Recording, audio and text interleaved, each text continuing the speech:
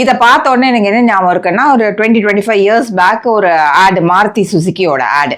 அது ஒருத்தர் வந்து ஜிப்சியில போயிட்டு இருப்பாரு. அப்ப லடாக் அங்க அப்ப ஒரு ஆடு மேய்க்கிற பையன் கிட்ட வந்து ஒரு நம்பிக்கையே இல்லாம கேட்பாரு, இங்க ஏதாவது சர்வீஸ் ஸ்டேஷன் இருக்கான்னு. அப்ப அவர் அந்த பையன் வந்து அங்க மாருதி சுசுக்கியோட சர்வீஸ் ஸ்டேஷனை பாயிண்ட் அவுட் பண்ணுவாரு நினைக்கிறேன். மாருதி சர்வீஸ் ஸ்டேஷன் ரொம்ப நல்லா இருக்கும். வண்டி கெட்டு போயிடும், ரிப்பேர் ஆயிடும். அந்த இடத்துல ஹை ஆல்டிடியூட்ல எது சர்வீஸ் ஸ்டேஷன் இருக்குமா தெரியாது. அதெல்லாம் நம்பிக்கை இல்லாம கேட்பாரு. நீங்க சொல்றதும் அதுவும் அது ரொம்ப நம்பிக்கை இல்லாத கேட்பான். அது ஆடு பார்க்கும்போது ஞாபகம், எனக்கு ஞாபகம் வந்துச்சு நீ சொன்ன உடனே. அது ரொம்ப நம்பிக்கை இல்லாம கேட்பான், இதற்கு போய் சர்வீஸ் ஸ்டேஷன் ஹாய்க்கியா அப்படின்னு சொல்லி தனவட்டா கேட்பான்.